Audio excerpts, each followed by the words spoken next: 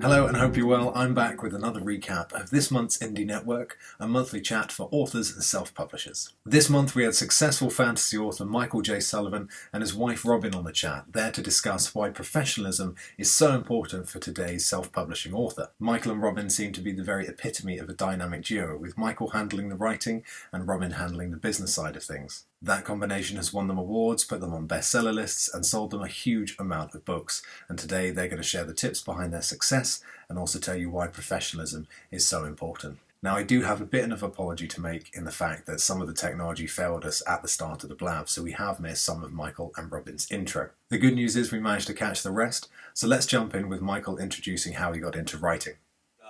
Started an advertising agency, worked at that for a while. Then decided to kind of get back into it.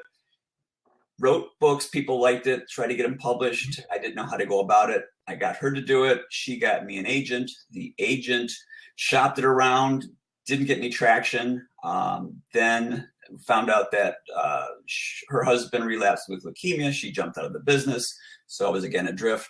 My wife then started following up on the last few remaining leads to small publishers, didn't seem to get anywhere. We started to go into self-publishing back before there was a Kindle. So this is going to be like selling out of our trunk. Then she found out that one of the places she submitted to actually did accept it. It was a place in Minnesota. And it was Minnesota, right? Yep. Okay. And so we published the first book through them. This was back in 2008. There was an economic problem. And they ran out of money. So they couldn't actually put out my next book, even though they had done everything for it. They just didn't have enough money to print it. So I got back my rights from them and for both books. And we started self-publishing the entire series from that point on, releasing them every 6 months.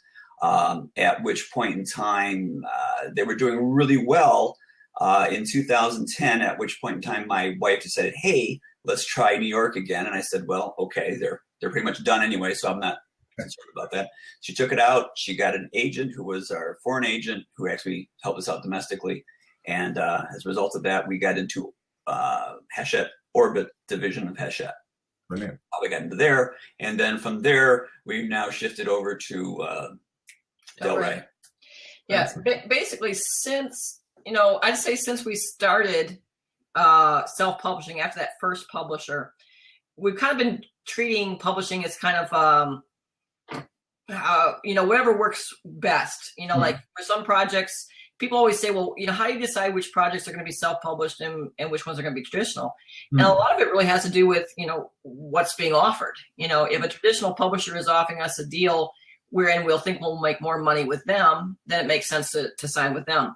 If the offer comes in and it's not a great offer, then there's no reason for us to have to take it. We'll just do it on ourselves. And sometimes it's logistical, like The Death of Dual Gath, which is the latest book that Michael had out.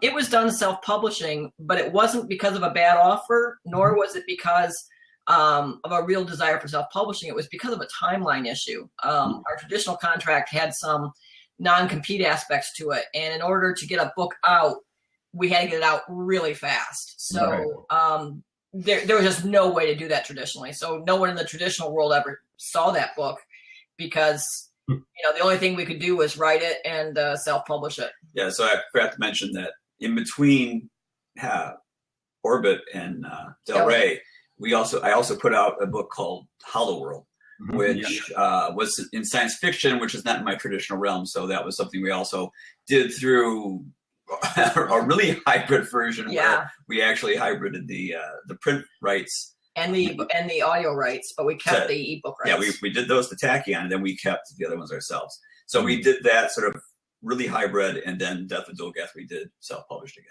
Yeah. Excellent. I think that's really, really interesting because I think we're seeing, obviously today, I'm really wanting to focus on professionalism as, a level of quality that you aim for and the emulation of, the professional companies such as the publishing houses that we have in the market. But I think, what we're also taking from this is that professionalism is a mindset, it's a business mindset. I think that's really well evidenced by what you guys do. And I think you put it perfectly in the fact that whatever's the best thing for the book, we'll do that. And that you get this sort of real fluid sort of base and company. I think that's really interesting. Yeah. Do you think it's worthwhile? to us, it doesn't matter whether it's self-published or traditional published, that level of quality has to be the same. And in fact, we've even found some instances where even very well-respected traditional publishers didn't have as high of a level of quality as we would like. Wow. And we actually find ourselves circumventing that. Okay. Like for instance, there have been times that even though a book has been traditionally published and had traditionally published editors on it, we still gave it to our editors that know Mike, know how to work with Mike, are familiar with, like what he likes and what he doesn't like from editing standpoint. So even though, the company had entire teams working on that, it didn't mean that we didn't still utilize our teams that we would normally use through self-publishing. So some books actually get a double dose. And then there's covers. Remember the Tachyon cover that we didn't like for Hollow World? Oh, yeah. And so, we were under contract for that book, and we were going to pull the book back. We were going to basically pay them off not to publish it because we didn't like their cover. And we thought, we don't want to book out with the cover they had suggested with Michael's name on it. So, even our traditional stuff, we sometimes have to pull some strings to make sure that we get a product we want. Yeah, it's amazing how you actually, as a writer, have to develop your editors. You can't. It's like having a musician. There's certain singers who only like certain musicians that can play the piano in cadence with how they sing. Remember, George Burns used to be that way. He had to have his own piano player. And there are certain people that, I write with a certain style, believe it or not, for those of you who don't know. But you need to have an editor who knows what I'm doing and doesn't basically go through and make grammatical changes to things that aren't supposed to be that way, because I want them in a specific fashion. Some people know that and they know not to touch those things, whereas other people will be just randomly throwing in words that aren't supposed to be in the text. So this is kind of a weird thing that I never really realized before until I started, being a professional writer. Yeah, I think once you work with a number of editors, you really start to realize that, all of them have their own things that they do. Like one editor, he tended to throw in a lot of extra words that made some of the sentences very wordy. It might make them more grammatically correct. The one that struck me, I remember there was a line that was all three watching, silently. And then he put in all three were watching silently. Right. And he put like all these extra words in there. It's like, no, that was done for dramatic reasons. So those are the things you have to watch out for. Excellent. So you've mentioned we sort of touched on cover design as well. Sort of getting an idea of the author team that we need and the sort of, the professionals that can help us reach that professional standard. So, you've mentioned those two. Who else are in your author team? Which other professionals do you use or do you recommend to new authors? Well, so I want to address that in two ways, because, there's what we use, and then there's going to be like what I suggest new authors use. So someone who doesn't have the resources we have or the connections we have, they're going to be using a different set of people, I would think. Yeah. So, and what I mean by that is, when you're self-published, you're taking into account that you are both the publisher and the author, and you have to be concerned with things like return on investment. So, if you go out and spend huge sums of money on your editing and cover design, you might never make that back, and in the book's a financial failure. There are great, but that's not to say that the other side is what you should do. In other words, you can't forego good cover design and editing. You can't say, well, so many times I get emails from people who say, well, I don't have the money for cover design or editing. And what I tell them is, well, then you can't afford to self-publish, because if you put out a self-published book without investing in those things, you're not doing the book a favor. You're not doing the readers a favor. You're not doing yourself a favor.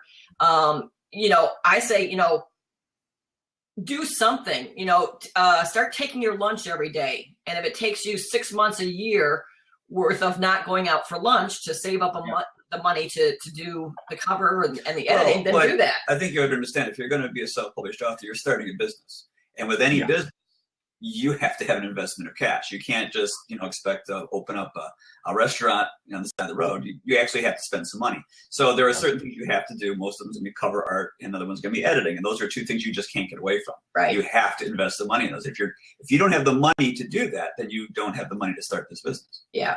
So when we self-publish, we're actually using the same artists and the same editors that the traditional publishing houses are. So Mark Simonetti is a very famous artist. He's done covers for George R.R. Martin and Brandon Sanderson and Patrick Rothfuss, and he's doing one for Terry Brooks right now. Terry Brooks. I mean, he does all the really, really big names. And quite frankly, I don't think he's that expensive. No, when you consider like what he does. So for Hollow World and Age of Myth, I mean, there was just no question that we were going to have Mark do those covers, and they ran us $1,200, which isn't bad, But again, for a self-published author, I'd say try and keep your cover in kind of the $300 to $500 range. I think there are a lot of nice companies who do those. I'm going to butcher some of these, but like Damonza, Damonza. I think they do wonderful covers, and they're pretty inexpensive. 99 Designs, they have some packages that start like $2.99. And I think they go up to like $5.99 or something of that nature. So those are, I think if you shop around, and nowadays, see, when we started, there were no resources for authors like there are today. I mean, like if you were to go to, in your neck of the woods, there's Joanna Penn from the Creative Pen, a great website. And she has a lot of recommendations for cover designers. And in general, they're all very good. So I think you can get a good cover design in kind of the $250, kind of $300 to $500 range. And then for editing, now here's the thing about editing. Editing really comes in two different levels. There's structural editing. What I kind of talk about is the high level editing, where you're really looking at the book at kind of the 50,000 foot level. And you're looking at things like character motivation, plot, pacing. You're not really looking at the words, you're looking at the story. Personally, I think that if you can't get a good, solid structural book kind of on your own using critique partners and maybe fellow authors and beta readers, then it's really not a good candidate for self-publishing, because to get that type of structural editing is very hard to do, because A, there's not that many people who do it. B, it's very subjective, and someone could screw it up just as easily as they could improve it. And 3, it's very costly.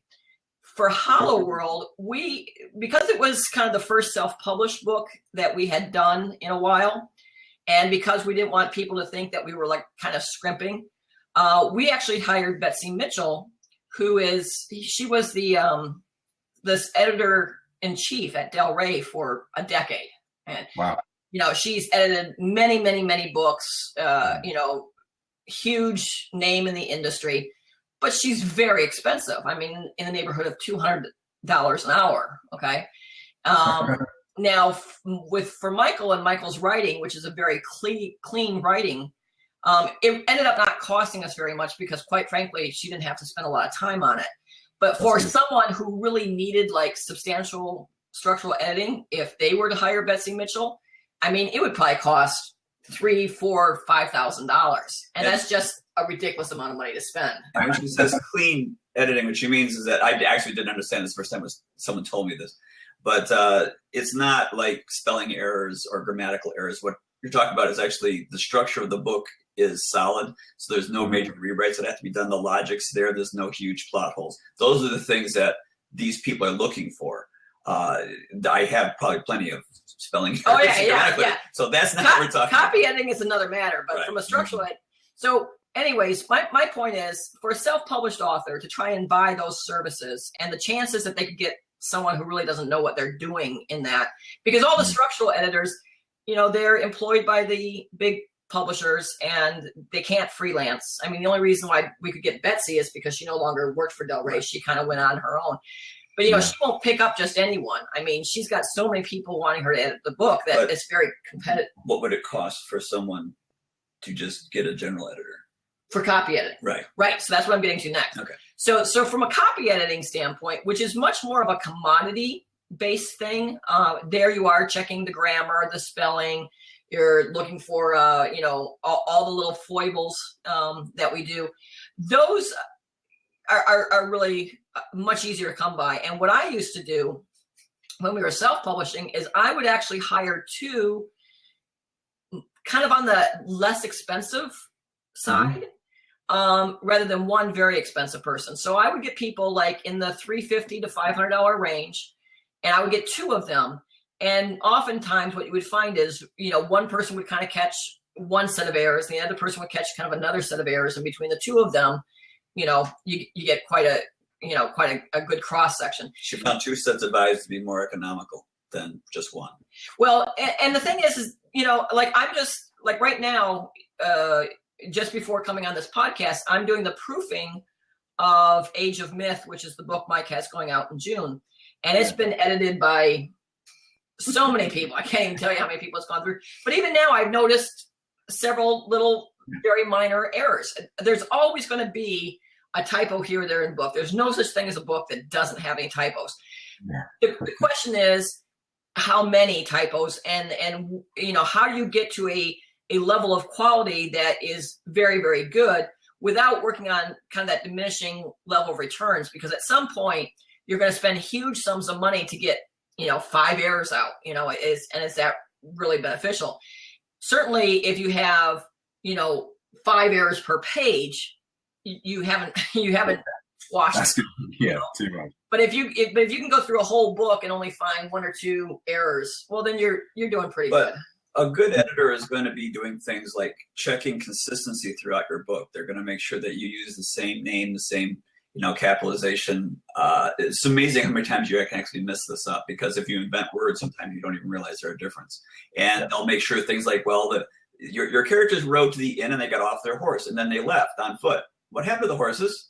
Yeah. They'll find little weird inconsistencies that you just didn't even notice. And that we had one book, The Theft of Swords, my first book that I got published. It went through like 5 editors. Then it went to a publishing house, went through 5 more editors. Then it got over to Orbit, went through 5 more editors.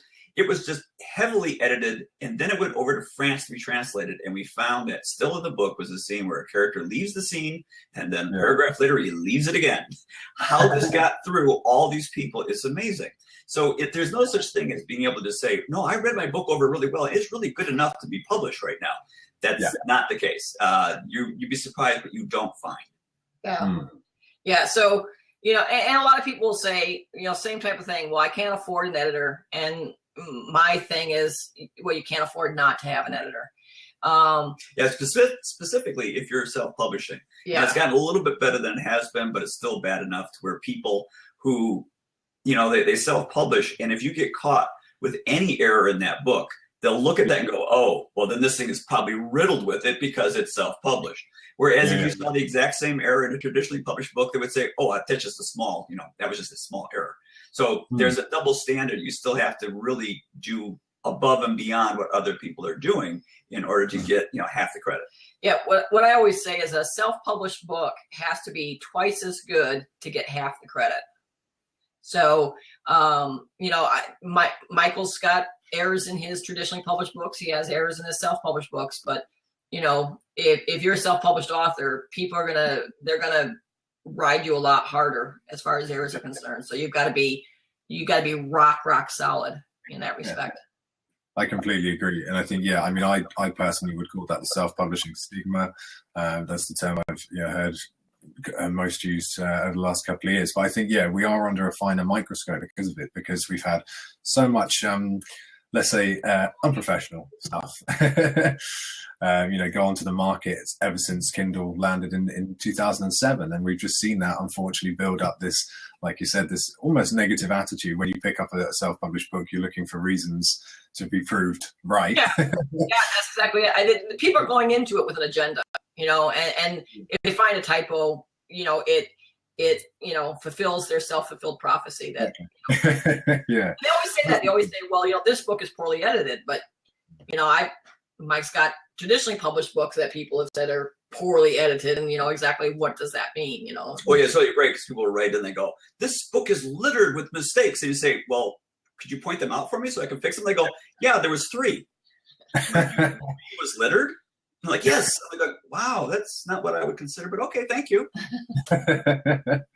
Well, you're absolutely right. See, I mean, in terms of that, then, I mean, what other? So we've got editing, we've got cover design, which we've mentioned and touched on. Are there any others in your author team that you would suggest? I mean, I know there is a slight difference here for a first-time author compared to your team. Any other professionals that you'd recommend? Well, it depends on your skill sets, right? So for us, I do all the ebook formatting because it literally takes me, I don't know, maybe an hour to change a Word file into an ebook file. Yeah, I should preface this by saying that when I said that I spent 10 years trying to get published, and then I stopped that and started an advertising agency, that's because I actually have something of a background in graphic design. And so as a result of that, we did marketing before we actually had an advertising agency. So we knew how to do design layout, electronic layout for print. We knew how to do copy text. We knew how to do advertising and marketing. So these are things we already had in our arsenal. So that wasn't so difficult for us. Obviously, the editing we needed to do, and while I was an illustrator, I'm not that good of an illustrator. So I did my original books, but later on we wanted to have a better level than what I was doing. So yeah. Go ahead. Yeah. So for formatting ebooks, I do those myself. I think anyone can do them. If you pay someone to do it, they shouldn't charge you a lot for an ebook. For formatting an ebook, $50 to $100 should be like the max you should need for that. Now, laying out a book for print, that's a little harder, particularly because the tools that most people use are A, expensive, and B, hard to use. The main design tool that most people use is something called InDesign. It's rather expensive. There are some people who try to use, Microsoft Word, and then I've actually seen some halfway decent books come out with Microsoft Word, but it doesn't have the same control that something like InDesign does. So for the print book, unless you're someone like us who, use those products every day for years, I would say hire that out. And that I would say you can easily go $350 to have someone lay out, a print book. Speaking of layout, even though you may have an artist do the cover for your book, you're also going to need someone to do the design work for your book. This is what I used to do for a living, so I can actually speak with some expertise, that you can get a beautiful painting done. But if you don't put the text treatment over it correctly, it will look worse than, it'll be terrible. In fact, sometimes you can have a really crappy picture, but if you do a really good topography over top, it'll still look very professional. It'll look like you meant to have that kind of wacky picture in the background, but the text treatment is so professional looking, it looks great. So that's kind of the thing you have to really look out for. And that's something that people tend to always miss, is that you'll see it, and almost always the first indicator that this is a poorly done self-published book is how the text treatment is done on the title. Yeah, David Dalglish, he did a great thing. He didn't have a lot of money when he was starting out, and he kind of saved his money for the text treatment. So, he paid someone just to do the topography of his books. And, it was a big part of his success because his shadow dance books and, when they came out, they looked every bit as professional as what was coming from New York, which is always kind of my bar, right? Your stuff, David's stuff, a lot of the, really truly successful self-published authors, you can't distinguish their book, their cover from that coming out from traditional publishing. And that has to be what you're shooting for. Yeah, because this is the thing that I don't think most self-publishers understand, is when they put their books out, they kind of feel like they're in the tradition, or they're in the self-publishing area. Like they're not really competing with the rest of the world. They're not really out there fighting against Stephen King and James Patterson. They're out there against the other indie publishers who sell their books for 99 cents, which is completely wrong. Yeah. If that's what you're thinking, that's all you're ever going to do. You have to expect that you are competing against the biggest names in the industry. So you have to put out that same level of quality. Now, when we did ours, when I actually took the deal with Orbit, most of the people when this news broke, had no idea I wasn't already traditionally published, because that was what we were searching for. We made it look as if everything we did was every bit as professional as New York. And that's what you have to do if you want to sell your books. You're not competing with, all the really low brands. You're competing with the best in the industry, which is really scary when you're a writer and realize that, oh my God, everyone's going to be comparing my writing with those people who are gods to me. So that's something you have to really think about. And you have to make if you pick up your book, it better look just as good as every other book in the bookstore. In fact, it better look better. Yeah, and if it doesn't, then you're not ready to self-publish it. I can't stress that enough. If you don't have that same level of professionalism that the books coming from traditional are, then you're really not doing anyone any favors. And the chances of your book doing well, I mean, sometimes they do. I mean, Hugh Howey, fully, mentions how bad his first cover for Will was, and it was. Now that was an extraordinarily good book. Yeah. And so it was able to overcome its really ugly cover. But that's kind of the exception, not the rule. Most books really need to have, why put yourself in a handicap? You're kind of cutting off one of your legs and then entering a race and seeing how you do. Yeah, the mindset should be different. It shouldn't be a situation where you're thinking, well, this is almost as good as what everyone else is doing, so it'll be okay. What you really want to be doing is putting out a book that you think is better than everyone else's, and everyone else, the best in business. You should be saying that, okay, maybe I'm not as good at this or that, but overall, the writing and the quality and the copy and the binding and everything, you should be saying to yourself, this is actually better than anything else on the market, and that's why people will buy it. Because if you don't have that mentality, then they're not going to buy it. Yeah. You have to be presenting something that the industry is not. When I put my book out, I thought this was something that I didn't find on the market. This is something I wanted to look for. And in that thought, I designed the book that way. My original book covers were landscapes. There was really no landscapes. There still isn't many landscapes on a bookshelf in the U.S. It's all, at the time, it was cloaks and blokes. That was what everyone was doing. I didn't want that. I wanted to stand out. And these are the things you have to think about. Yeah. I'm really glad you said that. Sorry, just jump in there, Robin, because I think that's a really... You have to interrupt us because we're really talkative. So go ahead. Excuse me. What I was going to say is just I love, your definition, which is the exact same definition that I've been using in, over the last couple of years in terms of how do you know when you find the right professional, when you reach that standard, how do you know where you can actually release your book? And I think you've hit the nail on the head. Is the comparison, holding up your book and the traditional book of that you put up on that pedestal, when you can actually hold them up together and go, yeah, they look all right together, and when you're not ashamed of having it on the shelf, because I remember doing the exact same thing. Or better yet, you should be looking at yours going, this looks much more professional than mine. How did they ever get that published? It's ridiculous.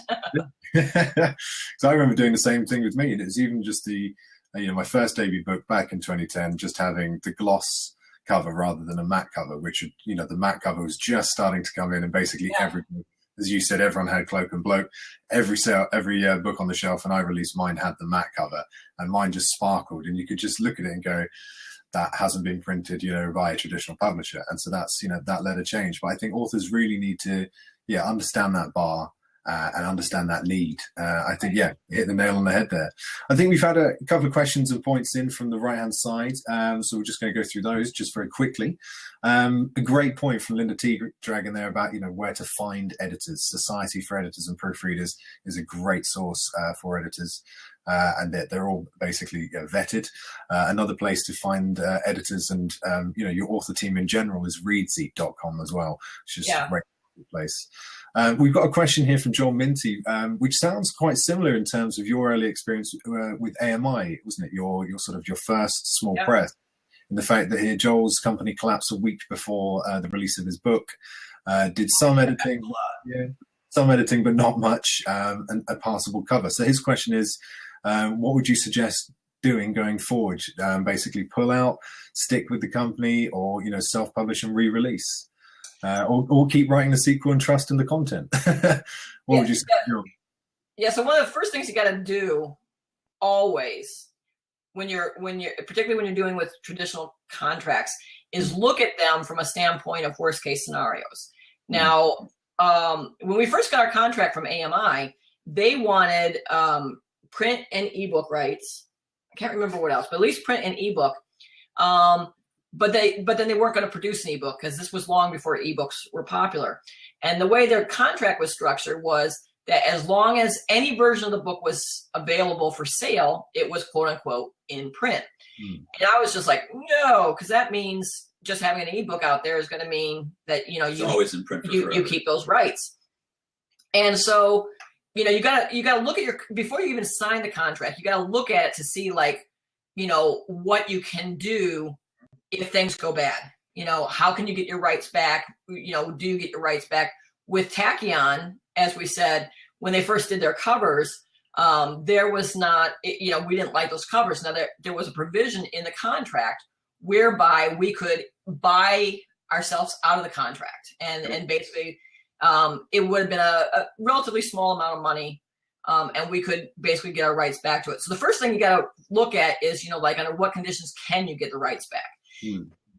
Once you get the rights back, then of course you have many options available to you. It depends a little bit on where you are, because with us, we would kind of set ourselves up that we were going to be doing releases on a 6-month schedule. Every April and every October, we would have a book coming out. So when it was actually early March that we finally got, we were waiting for the printer proofs, and they weren't coming. We knew something was up and we weren't sure what. And then finally in early March, the printer fessed up that he did not have the money for the press run. Yeah. And because of the way the contract was structured, we were able to, if you can't do a press run, then the rights revert. So we were able to get those rights back. Right. Now, we had already announced the release of that book for April. And so in our case, self-publishing was the only thing we could do. And so we had to get that in line. So it depends a little bit on whether this particular individual already has stuff out or whether this is their first stuff out. Because if you already sounds like it's the first book and it has not been released yet. But the question is, I don't know that they can pull out unless they check their contract. Yeah, the first thing they got to do is check their contract. If obviously they can pull out, maybe that would be a good deal. Then you can keep writing the second sequel and try and get the first one, published elsewhere or self-published. If you can't, if those books are locked and you cannot get out of that contract and they're not putting them out, then don't write the second one. Write a new series. Yeah, unfortunately. Well, Joel's just clarified there. He says he got 100% of his rights back. It's his debut. Okay, great. Yeah. Well, if you got the rights back, then it's going to be a matter of, what is most important to you. Okay. The question always comes up is, should I self-publish or should I traditional publish? Yeah. I don't think that there is a single right answer to that question. I think it depends on the author, what their capabilities are, what their goals are, and, do they even have the ability to traditionally publish? I mean, let's face it. Traditionally or self-publish. Not every author is going to be picked up by a traditional publisher. Yeah. So, again, going back to this, kind of your abilities, if you have between, resources that you can tap, editors, copy editors, etc., if you can make the book to be indistinguishable from a traditionally published book, then self-publishing is an option for you. It's not necessarily what you want to choose, but it then becomes an option. What makes it something that you can choose is what you want. Like she said, what are your goals? Do you want to be in control? Do you think it's going to be a blockbuster versus is it going to be a mid-list? Do you want to be in bookstores? Do you want to be in bookstores? That's a huge thing. A lot of people just want to be in books. Some people just want to be traditionally published. They don't really care about making money necessarily. They want to have that crown, so to speak. So these are things you have to all think about because you're not necessarily going to get those. Now, you can actually make quite a bit of money self-publishing, but you won't get quite as much of the recognition self-publishing that you would get traditionally publishing. And you won't get as large, generally speaking, a audience. I noticed that my audience tripled when I went to traditional publishing. I didn't necessarily make gobs more money, but I did increase my fan base quite a bit because more people were willing to read me then and more people knew about me. So those are things that are all trade-offs. This is a sliding scale. You don't just go one way or the other. It's like you're going to trade some things off going one way and you trade some things off going the other. And it's going to be something you have to decide for yourself whether you want to do it that way or not. I do think that in the long run, I think I'm a big proponent of hybrid publishing.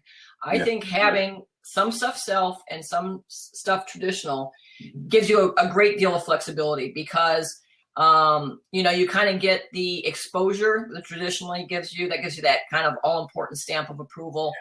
And yet you can still self-publish whenever you want, and then you have high income. The great thing is that I know many people who are traditionally published who they put out that next book and their publisher's like, see, that's not what we're interested in. And they go, well, fine, I'll self-publish it.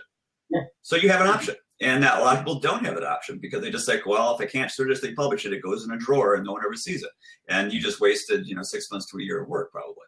Okay. I think that's the beauty of self-publishing, the fact that, 10, 15, or probably sort of more 15, 20 years ago, it would have just stayed in the drawer. And now the book can come out into the market, it can, start making a bit of revenue for the author, a fan, etc.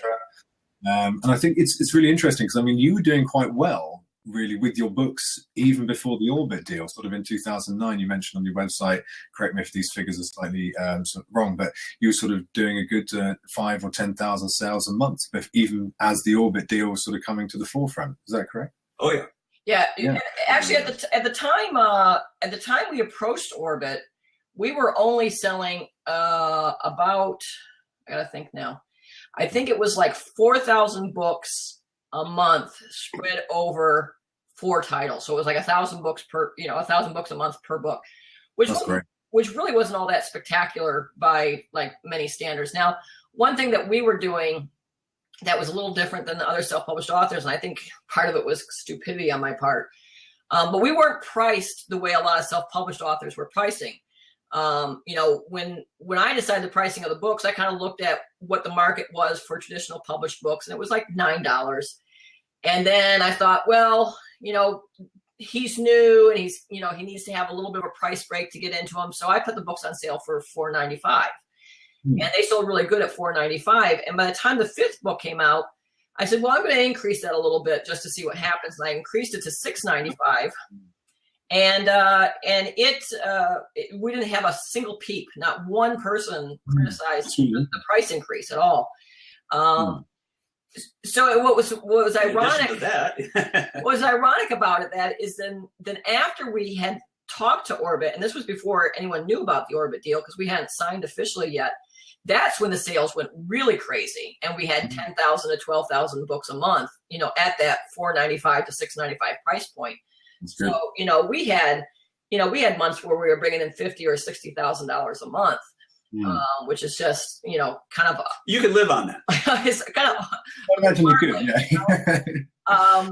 But at the time, I said to Michael, I said, if we sign with Orbit, there's a pretty good likelihood that we're going to earn a lot less money.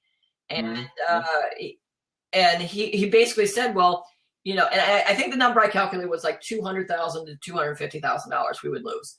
And he said, well, show me the store that I can go to and spend $200,000, and I can get that kind of stamp of approval from traditional publishing. Show me where I can buy that at. And I said, well, of course you can't get one. And he said, well, and I said, and if there was, that would be too much for me. I did not want to spend that $200,000. And he said, he wanted to do it anyways. And I said, well, it's your career. Yeah, it was like being able to get that good housekeeping stamp of approval, which then other people see that and they're willing to invest in your brand because of that. And I was right. That actually was a huge benefit. That was a way to really boost the brand up. But I was just looking at the next question here. What we were at before. I put my glasses on because I was trying to. So the design, want to know if it stands out or if it's a balancing act.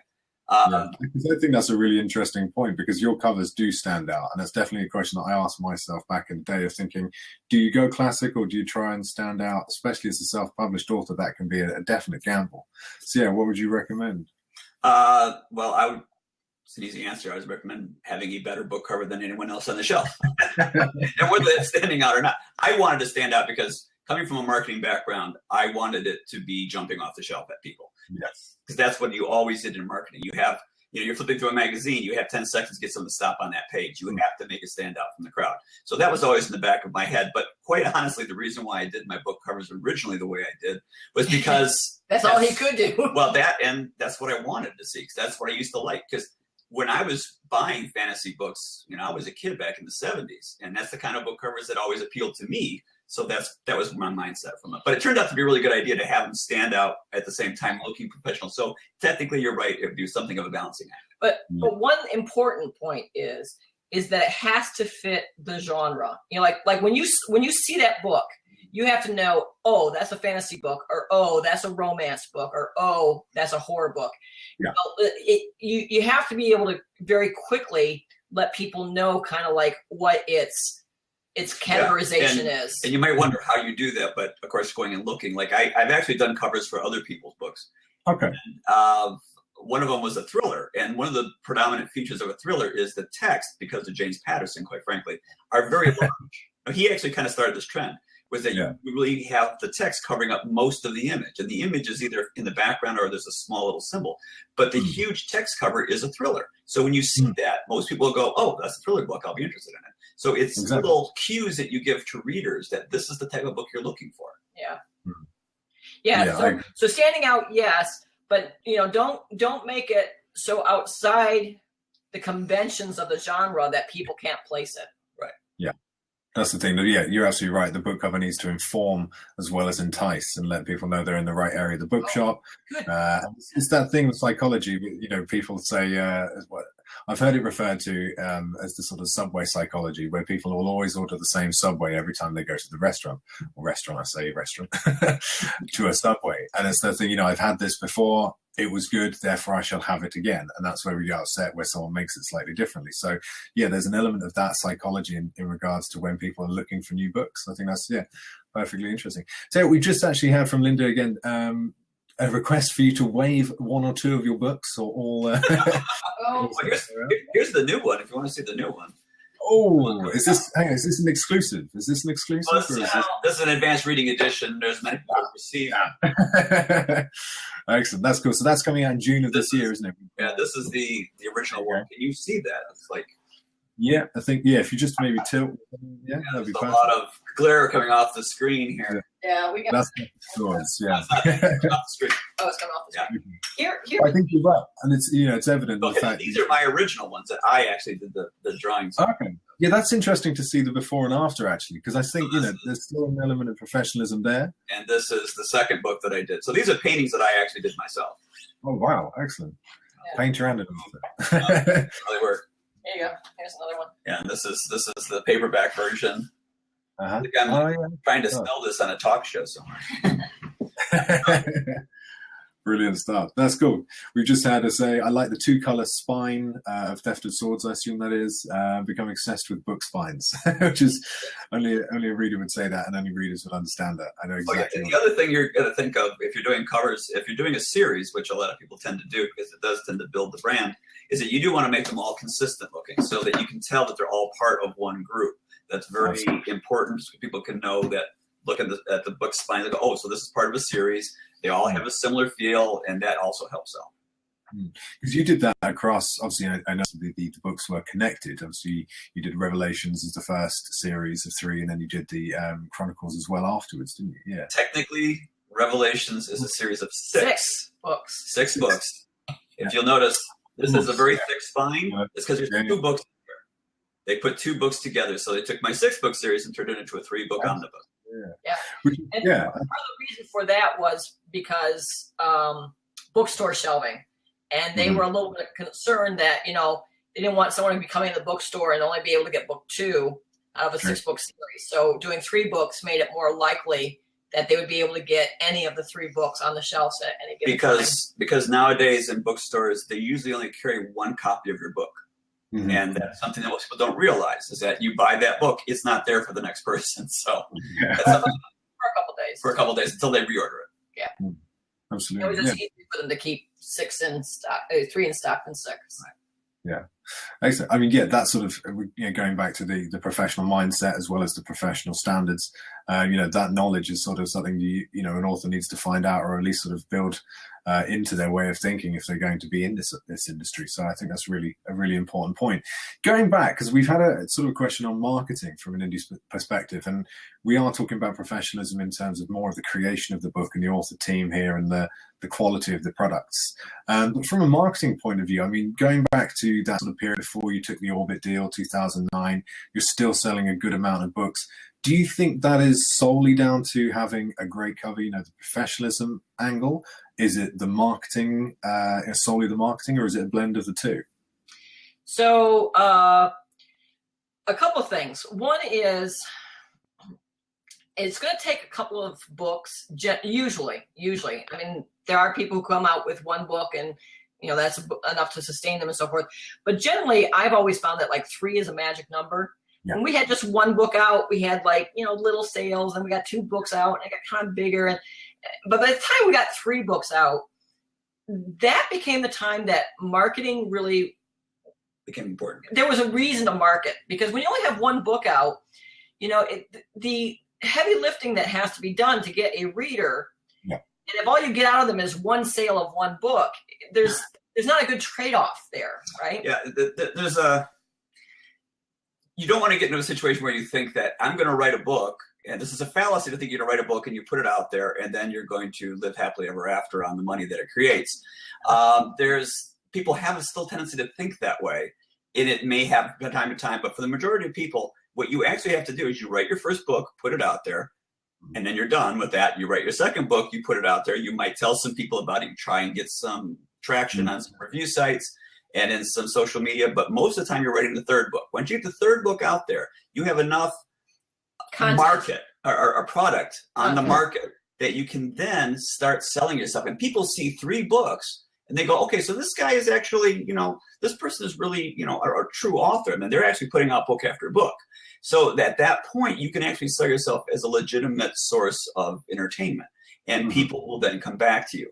And then every minute you spend in marketing is magnified times 3. And then you can do really fun things, like you can discount that first book, or put it on for 99 cents, or in some cases people actually give it away for free, hoping to make up for it in the next 2 books. These are things you can all do to get yourself going on fire. So those are the things you need to do, but you really can't do that with that first book. And a lot of people fixate on that. They get that first book out there and they just sit there, and for months on end, they'll go, why isn't it selling? I don't understand. Am I a terrible author? And that's not necessarily true. It's not true for self-publishing. It's not true for traditionally publishing. But with self-publishing, you have a lot longer runway to get it off the ground. Oh, definitely a much longer runway.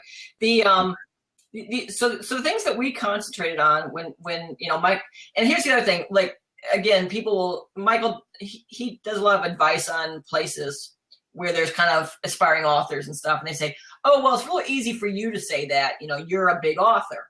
I'm like, well, he wasn't always a big author,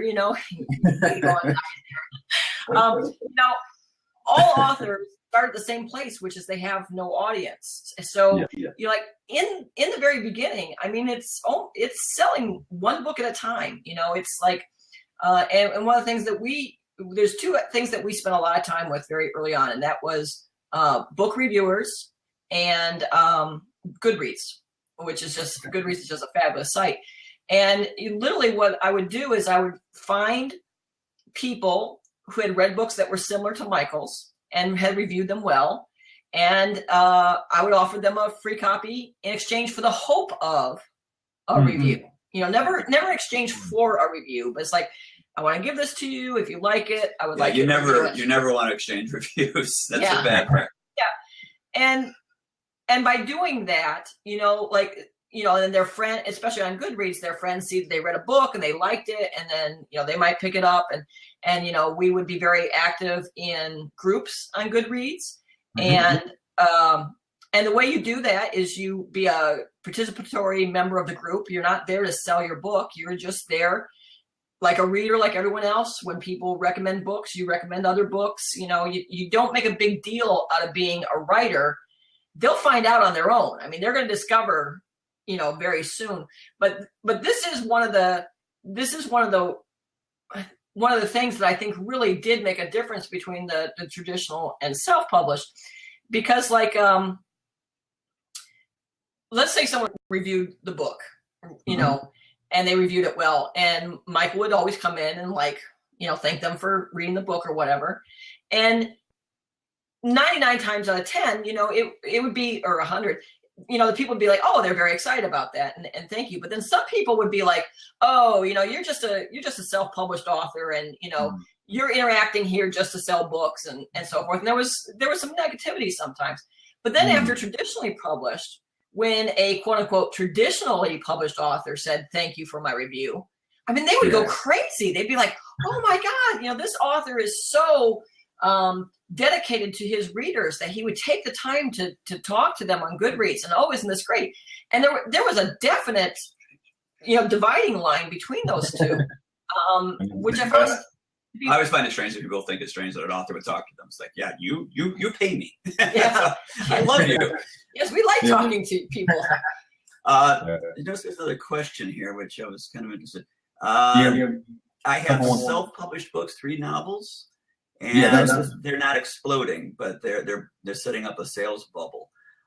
We did the same thing, really. We had 3 books out there, and they weren't doing much either. So that's not that unusual. Now, what she has a tendency to do, and she's done this for other authors besides me when she was actually had a publishing company, is that she actually would take over and start doing social networking on Goodreads and stuff. And that really helped to boost sales. It got people talking about it. It got it in more review sites. And it's really a very slow, arduous climb to the top. It's not a fast thing. There's no shortcuts to this. You just constantly have to sell it. And we would go on to Goodreads, and we would go to review sites, and we start at the bottom of the review list with the most unpopular, book bloggers. And then we'd work our way up because they look at each other's blogs. And if one person reviewed it well, the next person say, oh, let me see that book. I want to read it. And they would read it, and they do it. And it would work its way up until you get to the top. And these are the ways that you kind of get yourself from obscurity into someone knowing about you, and then that reflects itself in sales.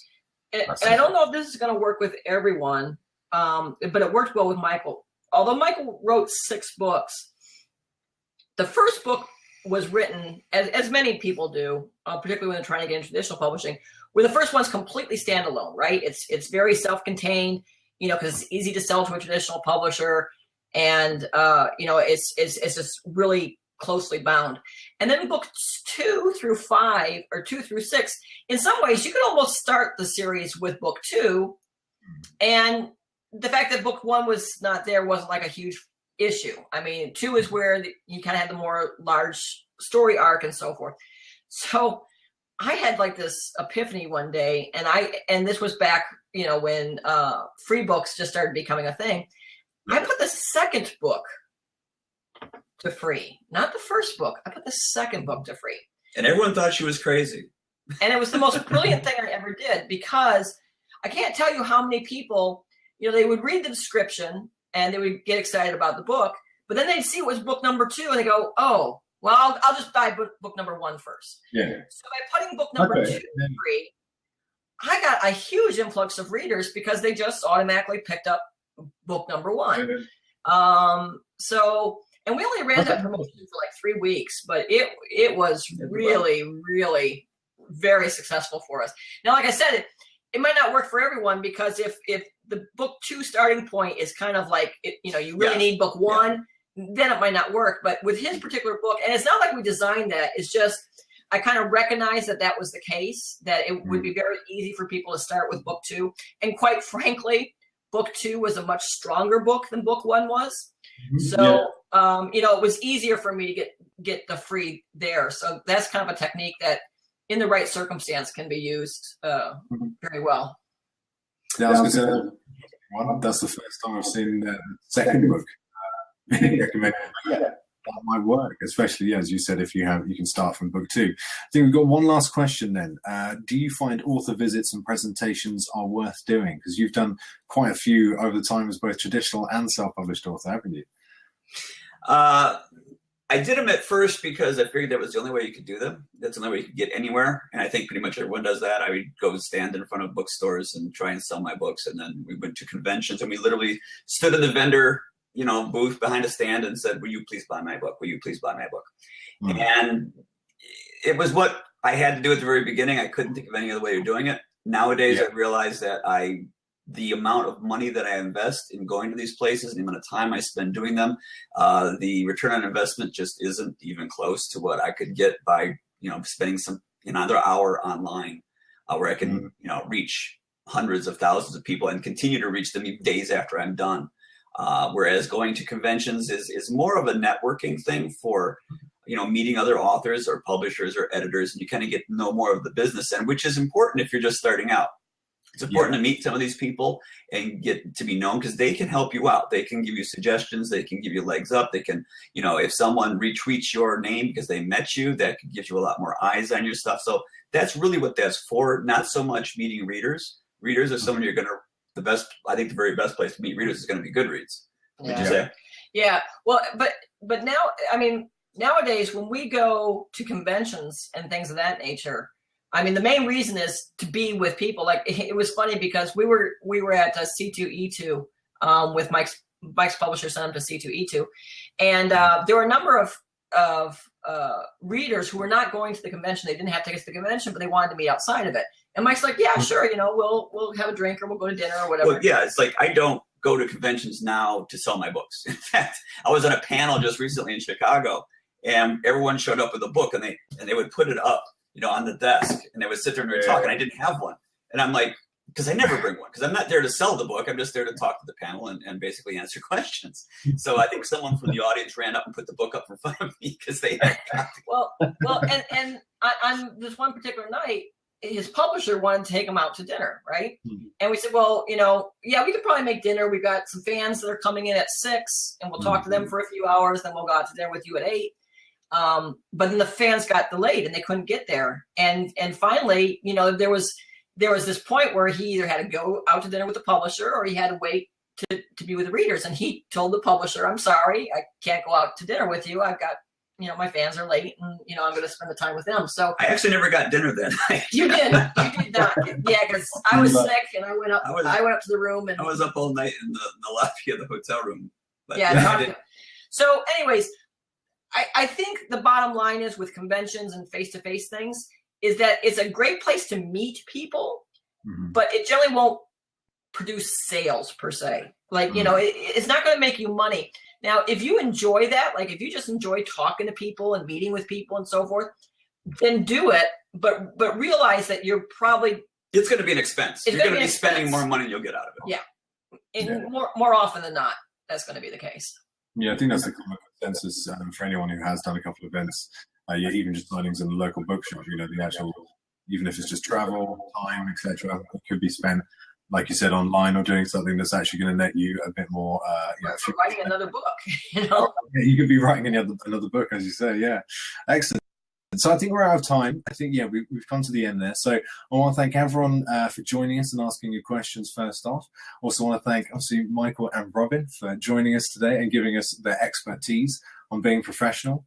So I think in summary, professionalism is pretty much a prerequisite of self-publishing. I think we found today, it forms a strong platform for success at the same time as puts you above the rest of, well, quite a few other self-publishers, out there who aren't spending the time and money to reach that professional standard.